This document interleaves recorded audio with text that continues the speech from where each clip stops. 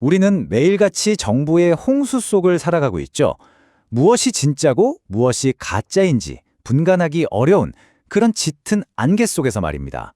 그리고 때로는 가장 자극적인 속삭임이 가장 선명하게 들릴 때가 있습니다. 데이비드 쉔크의 이 문장이 꼭 지금 우리의 현실을 보여주는 것 같지 않으신가요? 이렇게 넘쳐나는 정보가 오히려 우리의 판단을 흐리게 하는 데이터 스모그가 될 수 있다는 거죠. 바로 이런 혼란을 먹고 자라는 이야기들이 있습니다. 하지만 사실 이런 속삭임이 꼭 오늘날에만 있었던 건 아닙니다. 정보가 제한되고 전쟁의 공포가 사회 전체를 뒤덮었던 과거에도 사람들은 보이지 않는 위협에 대한 설명을 간절히 원했습니다. 그때 런던 시민들의 상황을 한번 상상해 보세요. 소리도 없이 날아와 모든 걸 파괴하는 V2 로켓 앞에서 그들은 완전히 무방비 상태였습니다. 이 이해할 수 없는 공포 앞에서 많은 사람들은 내부의 독일 스파이가 로켓을 유도하고 있다고 믿었죠. 왜냐하면 알 수 없는 혼돈보다는 차라리 미워할 수 있는 적을 만들어내는 편이 심리적으로는 더 견디기 쉬웠던 겁니다.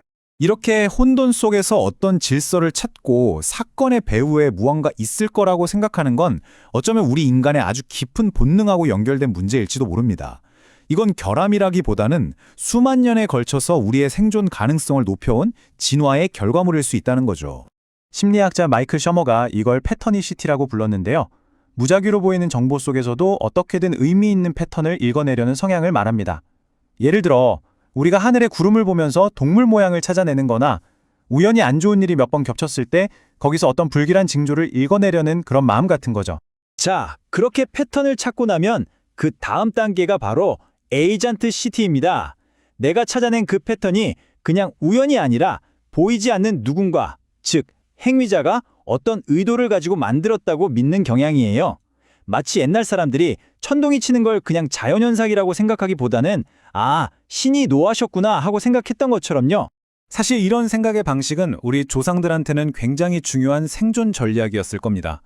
수풀이 부스럭거리는 소리가 들릴 때 에이 바람이겠지 하고 넘기는 것보다 혹시 호랑이일지 몰라 하고 일단 대비하는 쪽이 살아남을 확률이 훨씬 높았겠죠.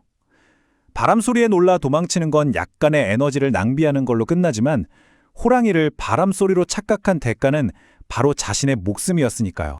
수만 년 동안 인류의 생존을 도와왔던 이 오래된 본능이 이제는 디지털 시대에 와서 알고리즘이라는 아주 강력한 확성기를 만나게 된 겁니다. 그리고 그 파급력은 이전과는 비교할 수 없을 정도로 커졌죠. 소셜미디어의 알고리즘은 우리의 사소한 호기심 하나도 그냥 지나치지 않습니다. 어떤 컨텐츠를 한번 클릭하면 곧바로 비슷한 내용의 컨텐츠들이 끊임없이 추천되죠. 그러다 보면 우리는 나도 모르는 사이에 나와 비슷한 생각, 비슷한 목소리만 메아리처럼 울리는 반향실 안에 갇히게 됩니다. 이 안에서는 내 생각이, 내 믿음이 마치 세상의 유일한 진실인 것처럼 느껴지기 시작하죠. 옛날 사람들이 불안감을 달래려고 부적을 지니고 다녔던 것처럼 어쩌면 오늘날의 우리에게는 스마트폰이 그런 역할을 하는지도 모르겠습니다. 화면을 넘길 때마다 내 생각이 맞았다는 확인을 받고 좋아요와 공감의 댓글을 보면서 심리적인 안도감을 얻는 거죠. 그런데 왜 음모론은 이렇게 끈질긴 생명력을 갖는 걸까요? 그건 아마 우리 마음이 혹할 만한 아주 달콤한 보상을 주기 때문일 겁니다. 이 복잡한 세상을 단번에 이해하게 해준다는 그런 유혹 말이죠.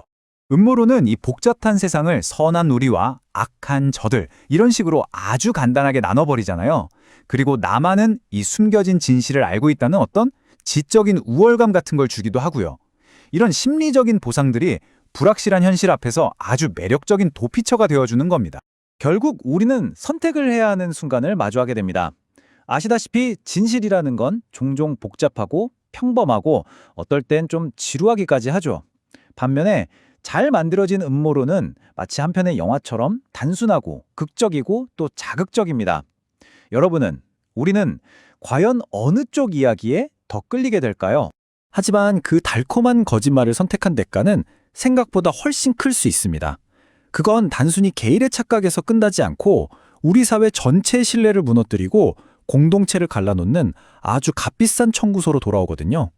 역사를 돌이켜보면 이런 경고를 발견할 수 있습니다.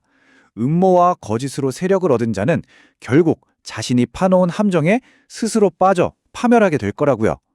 이렇게 거짓 위에 세워진 믿음은요, 결국 한 개인을 넘어 우리가 함께 살아가는 이 공동체 전체에 깊은 상처를 남기게 됩니다.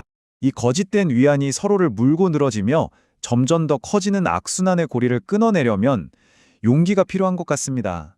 그러니까 내가 믿고 싶은 것만 보려는 마음 대신에 조금 불편하더라도 현실을 있는 그대로 보려는 노력, 그리고 나와 다른 의견에도 귀를 기울여 보는 그런 용기 말이죠. 이런 부주의한 속삭임들은 아마 앞으로도 계속 우리 곁을 맴돌 겁니다. 그 달콤한 거짓과 불편한 진실 사이에서 마지막으로 스스로에게 한번 물어보면 어떨까요? 지금 나의 귀는 과연 어디를 향하고 있는지 말입니다.